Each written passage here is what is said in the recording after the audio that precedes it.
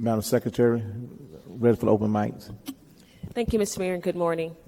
The Dallas City Council will now hear its first 5 registered speakers. I'll recite the speaker guidelines. Speakers must observe the same rules of propriety, decorum, and good conduct applicable to members of the City Council. Any speaker making personal, impertinent, profane, or slanderous remarks, or who becomes boisterous while addressing the City Council will be removed from the room. All speakers are in person. Individuals will be given 3 minutes to speak. You'll notice the time on the monitor at the podium. When your time is up, please stop. Also, speakers, please be advised during your public comments, you are not allowed to address a City Council member by name. Address your comments to Mayor Atkins only. Your first speaker, Joe Stokes.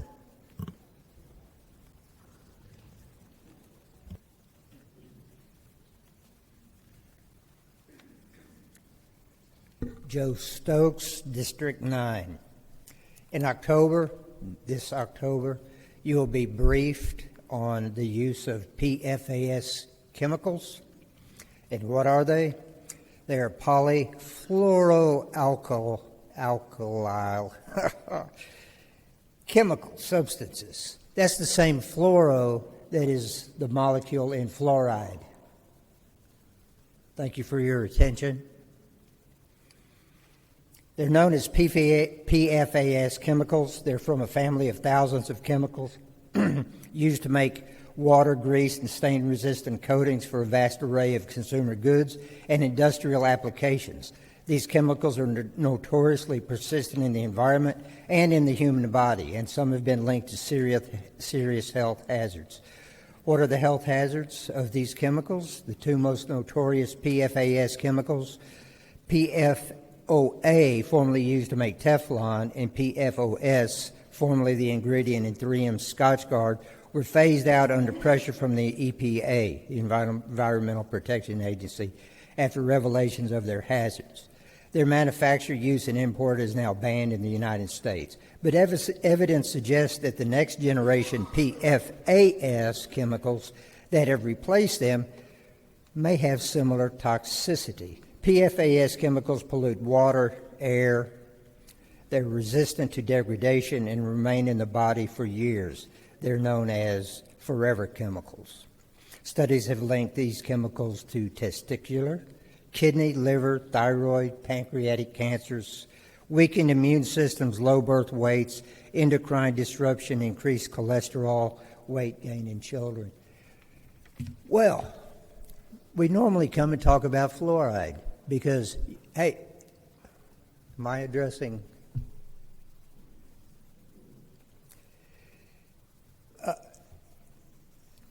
Fluoride, the difference in PFAS is you did not add PFAS to our water.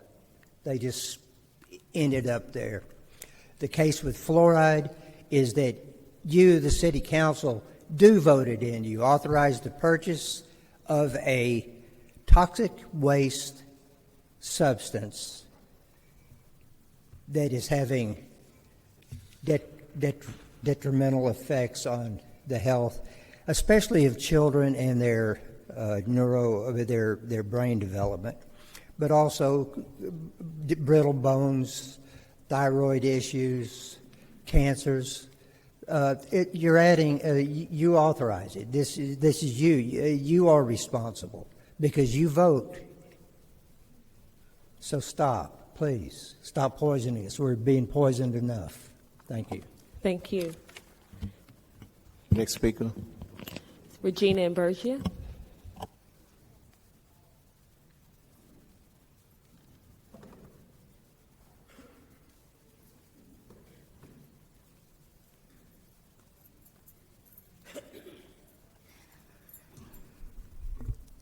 Good morning, Mayor Atkins. I'm Regina Imbergia. I'm in the 14th District. Hi.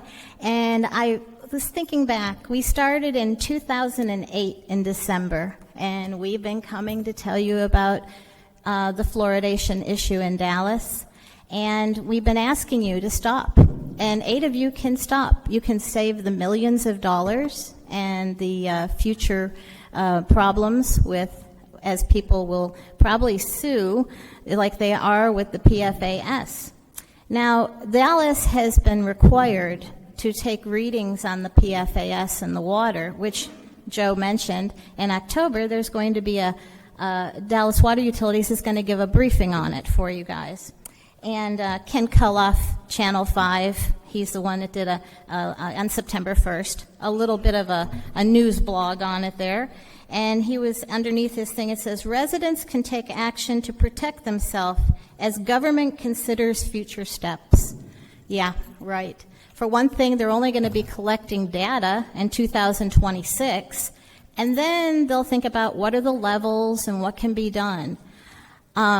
It's very frustrating, and as I watch the movie Dark Waters with Mark Ruffalo, and plus ABC Nightline News, if you Google that, you can see an 8-minute interview about the movie Dark Waters, which was talking about the PFAS and the chemicals used for Teflon that they knew for 40 years was causing problems, but they continued, because that's basically how things go.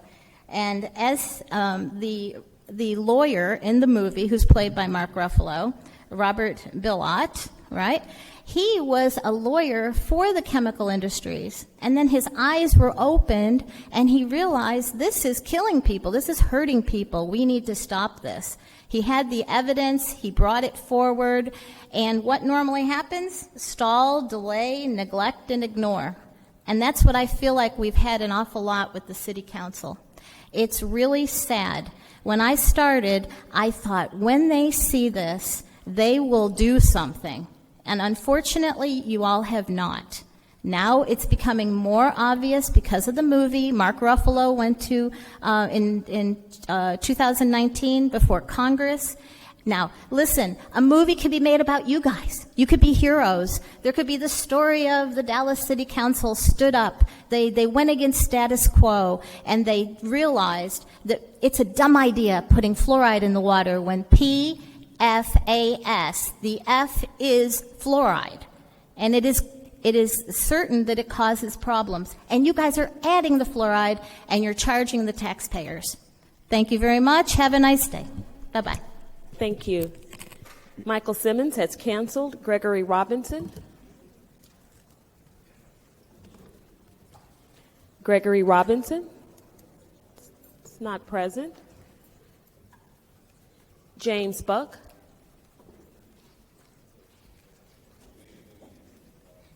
Good morning, Mayor Atkins, fellow gentlemen and gentle ladies.